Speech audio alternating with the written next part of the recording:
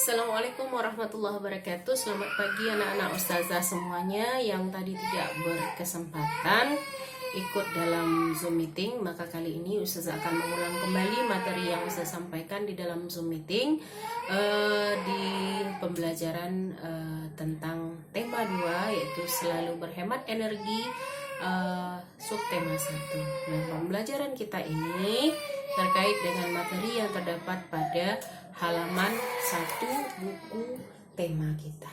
Nah, di sini kita lihat ada gambar.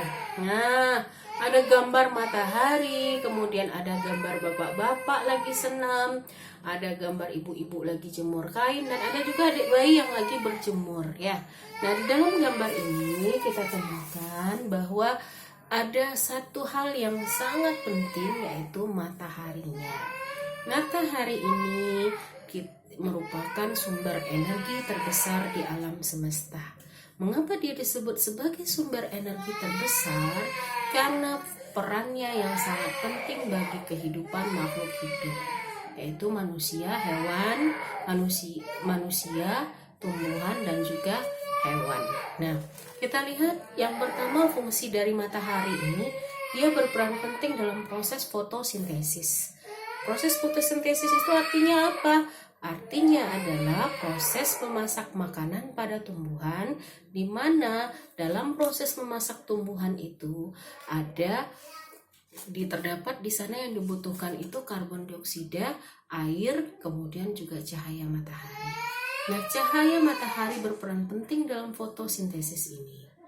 Nah, kemudian setelah itu terjadilah peristiwa pemasakan makanan yang akhirnya hasil dari proses fotosintesis itu ada 2, ada oksigen dan juga karbohidrat. Nah, oksigen dan karbohidrat digunakan oleh makhluk hidup, yaitu manusia dan hewan, untuk aktivitas kehidupannya sehari-hari. Kita tahu bahwa sebenarnya bahwa energi itu adalah kemampuan untuk melakukan usaha atau kerja. Ya, kemampuan untuk melakukan suatu usaha atau kerja. Selain energi, kita juga ada menemukan sumber-sumber energi. Kalau kita bicara sumber energi, berarti asal-usul dari energi tersebut. Saya akan membahas 3 energi yang ada, yang akan kita bahas sekarang. Yang pertama itu energi gerak. Energi gerak. Nah, ini menyebabkan benda bergerak. Yang kedua, energi bunyi, menyebabkan benda mengeluarkan bunyi.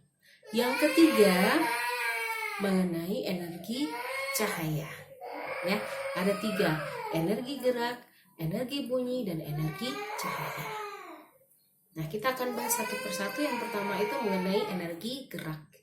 Nah, kalau energi gerak berarti kita membayangkan benda-benda yang sedang bergerak. Ya, energi gerak, kemampuan untuk melakukan gerak. Nah, tadi kalau pengertian energi adalah kemampuan untuk melakukan usaha. Usahanya apa kalau energi gerak? Usahanya adalah bergerak, ya. Nah, bergeraknya benda bisa kita temukan misalnya pada kincir air, kemudian juga kincir angin. Kincir air itu nanti kalau semakin besar kincirnya, semakin besar turbinnya, maka kemudian dia akan menghasilkan semakin besar pula energi yang dihasilkannya berupa energi listrik.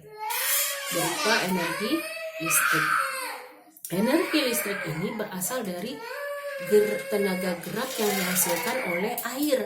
Air itulah yang memutar turbin.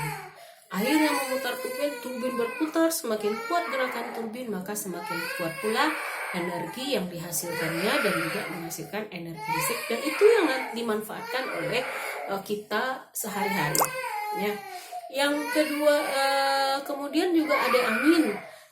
Angin sebagai sumber energi, dia mampu menggerakkan kincir angin. Dia mampu menggerakkan turbin-turbin.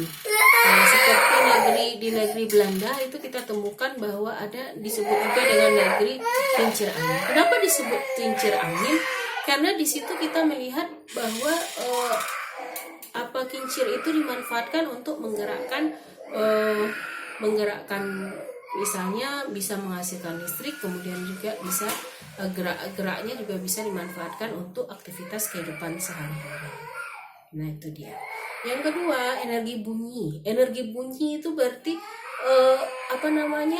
kemampuan untuk menghasilkan bunyi. Kita sudah berbicara mengenai bunyi sebelumnya, bahwa bunyi itu dihasilkan dari benda yang bergetar. Bisa pita suara, bisa alat musik, dan benda-benda di sekitar kita yang kita getarkan. Yang ketiga itu tentang energi cahaya. Energi cahaya ini bisa membuat alam ini menjadi lebih terang. Sumbernya dari mana? Sumbernya dari matahari. Kemudian juga ada lagi cahaya lampu, membuat malam itu menjadi lebih terang. Asalnya dari mana? Berasal dari listrik. Listrik itu sumbernya dari mana? Bisa dari air dan juga angin. Nah, itu kira-kira pembelajaran kita pada hari ini, semoga bisa dimengerti. Nah, nanti kita juga akan mencoba membahasnya lebih dalam lagi mengenai energi ini. Tapi untuk hari ini cukup sampai di sini dulu. Semoga anak-anak Ustazah bisa lebih paham mengenai pembelajaran kita pada hari ini. Assalamualaikum warahmatullahi wabarakatuh.